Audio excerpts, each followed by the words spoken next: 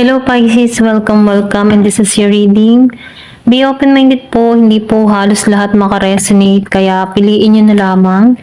And thank you nga po pala sa mga nag-subscribe, lalo na po sa mga bumabalik. Marami pong salamat. Start na tayo.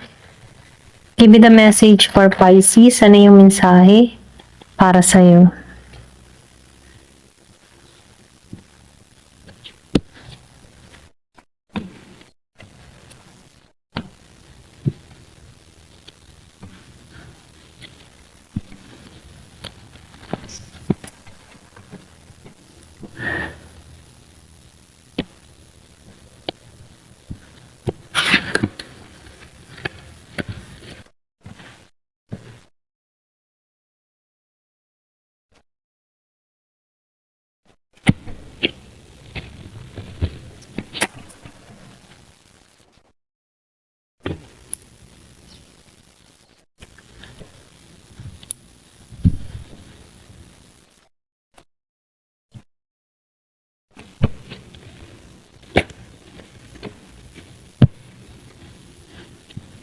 Okay, start tayo dito sa card na to. Respect. Positive-minded people. So, dito muna tayo sa positive-minded people. So, nakikitaan ko dito, yung iba sa inyo, mas may naman, parang iminumungkahi dito sa iyo na paligiran mo yung sarili mo ng mga positibong tao, okay?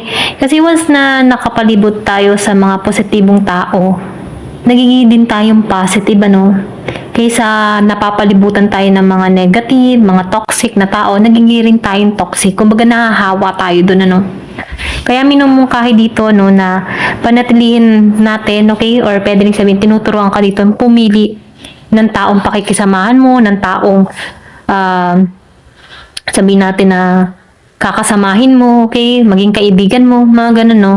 Kasi once na positive ang mga taong nakakasalamuha mo, nagiging kang ganun, Mas nagiging kang matalino din. Or pwede rin sabihin, mas nagiging kang positive yung pagtanggap mo sa nangyayari sa buhay mo, okay? Kahit may mahirap na sitwasyon, nakakahanap ka ng positibo, okay? So, nakikita ko rin dito, yung iba sa inyo, meron ditong masaya, okay, na mangyayari, Kumbaga, nakikitaan ko dito na meron ditong parating na happiness na kung saan, para kang bata uli, para kang sinilang muli, na kung saan, parang walang problema. Ganun, Ganun yung energy dito, So, nakikitaan ko rin dito yung pagbabago, transformation na mangyayari, okay? Kaya mainam, kay panatilihin laging positibo, tanggalin yung mga negative mindset, okay?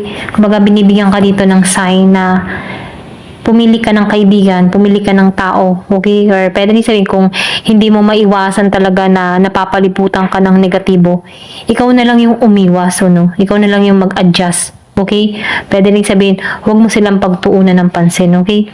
Para hindi ka maapektuhan dito. Ito rin nakikita ko, So, meron ditong 23 years old and 43. So, nakitaan ko dito yung iba sa inyo, kung ano man yung minimithi mo, magtatagumpay ka dito, okay? Or pwede rin sabihin na kung ano man yung hinihiling mo, okay? Meron ditong transformation na mangyayari parating sa'yo, okay? Meron ditong happiness. May pahiwatig dito na magtatagumpay ka dito, okay? Kung ano man yung pinapasok mo na kumbaga, ako nung pinapasok mo sa buhay mo, okay? Mapa sa trabaho, pag-ibig, travel, magtatagumpay ka dito. Kung ano man yung business or pwede rin sabihin kung ano man yung mga minimithi mo, okay? Makakamit mo to. Kumbaga, meron ditong bunga, okay? Na marireceive mo yung mga pinaghirapan mo, okay? So, nakitaan ko dito yung malaking pagbabago, Meron ditong message na magtatagumpay ka dito. Aangat ka sa iba. Ganun yung energy mo, aangat ka, okay? So, nakikitaan ko rin dito yung transformation. Meron ditong happiness na naghihintay sa'yo. So, nakikitaan ko dito na meron ditong unexpected na blessing, okay, sa'yo, na hindi mo to inaasahan, okay? Pwede rin sabihin yung iba sa inyo, gusto mong magtagumpay. Ganun yung nasa kaisipan mo, Gusto ko magtagumpay sa pag-ibig, sa trabaho or pwede rin kung ano man yung gusto mo mangyari, no? Kumbaga naandun ka sa yung parang sineset mo sa kaisipan mo dito kasi napaka positive eh. Or pwede rin sabihin ikaw yung tipo ng tao na positibo.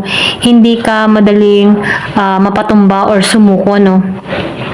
So, nakikitaan ko dito yung renewal, pagbabago sa'yo. Okay? Meron kang hiling or meron kang hinihiling na pagbabago para sa sarili mo at makakamit mo itong pagbabago na to. So, meron itong transformation, happiness, magical, ano? Kumbaga, pwede rin meron kang hiniling before. Meron kang minanifest before. Okay? Na kung saan, ano, marireceive mo to. Okay? Parating to sa'yo. Okay? Yung hiling mo. Kung naman yung hinihiling mo, marireceive mo to. Kumbaga nakikitaan ko dito yung nakakaangat ka sa iba, okay? Or pwede rin sabihin malakas yung karisma mo, malakas yung appeal mo. Kumbaga nakikitaan ko dito yung attraction, ano? Meron kang ma-attract dito, okay? Pwedeng na-attract mo ang trabaho dito or pwedeng meron dito na promotion sa iba na kung saan no, magdadala sa iyo sa tagumpay. Kung ano man yung klase ng trabaho mo, no, meron ditong corona na sumisimbolo ng tagumpay, okay? The horse, the sun, and the rider. So, nakikitaan ko dito, no, yung iba sa inyo, meron ditong parating sa iyo, okay, na magbibigay sa iyo ng tunay na kaligayahan dito, okay? So, nakikitaan ko dito, magiging kang masaya sa tao na to. Kasi patungo to eh. Kung makikita mo dito, meron dito na kabayo, okay? Unicorn.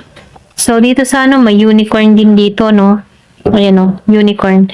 So, nakikitaan ko dito magical. Yung meron ditong something na pagbabago or pwede rin sabihin na maging magical yung love story mo na hindi mo aasahan na meron palang ganitong parating sa buhay mo. Okay? Na meron kang ma-attract na tao na ire-respeto ka. Malaki yung respeto ng tao nito sa'yo.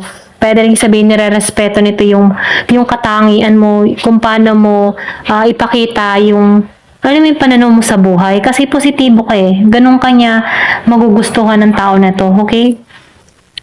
Pwede rin sabihin magkaroon kayo dito ng malalim na usapan na kung saan nakikilala at nakikilala ka ng tao nito sa pagiging mong malalim na tao. Okay? So, nakikitaan ko dito na totoo yung iyong hangarin or pwede rin totoo yung hangarin ng tao na to sa'yo. Okay? Meron itong genuine heart na kung saan ano, magiging kang masaya dito. Okay? Meron ditong sunshine. So, nafe-feel ko dito yung attraction sa'yo. Yung iba sa inyo, love yung lumalabas dito eh. Meron kang ma-attract dito na magpapasaya sa'yo. Okay? Magpapabuhay ng natutulog mong puso. Ganun ano. So, nakikita ko dito na full of love. Okay? Happiness. Sunshine. Okay? Pagbabago. Pag-asa. Kumbaga, maybe yung iba sa inyo na wala na ng pag-asa about love. Pero, meron ditong pag-asa, magiging masaya ka, okay? Pwede rin ito yung gusto mong mangyari eh.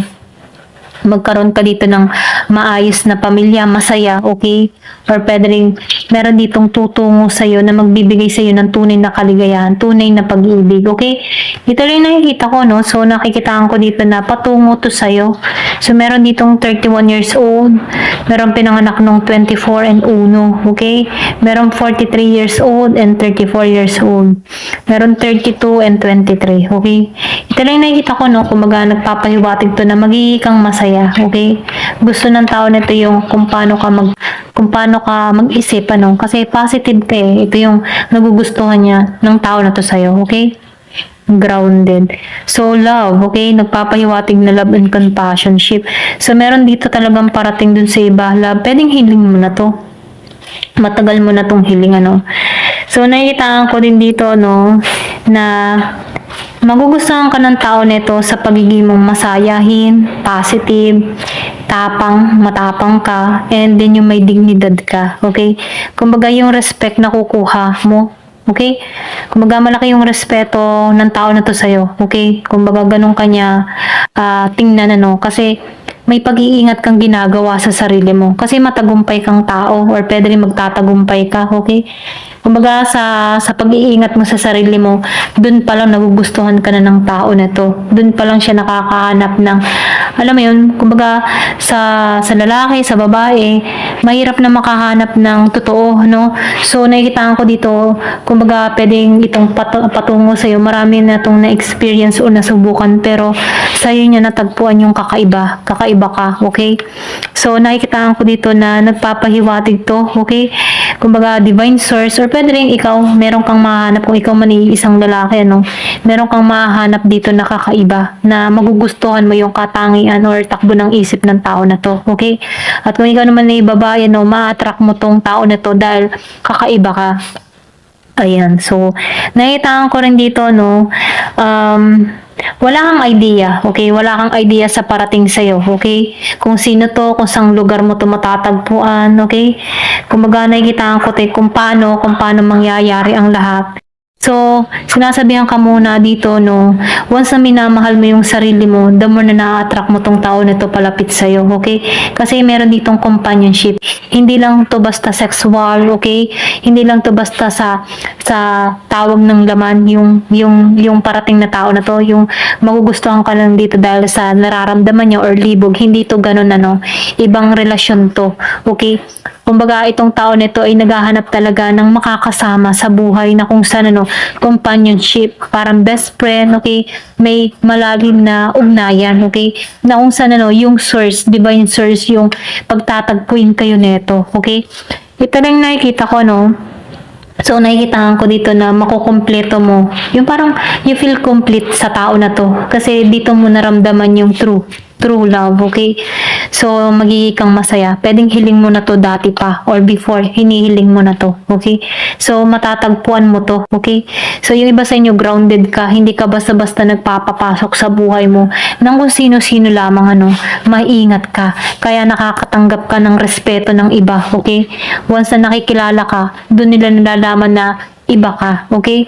So, ito lang yung nakikita ko, no? So, meron ditong bagong simula, merong happiness, pwedeng bagong simula sa'yo to, okay? Itong experience na mararamdaman mo sa parating na to, okay? Kasi nakikita ko dito yung positive na parating sa'yo, okay? Ito lang yung nakikita ko, ayan. Thank you for watching. Love and peace.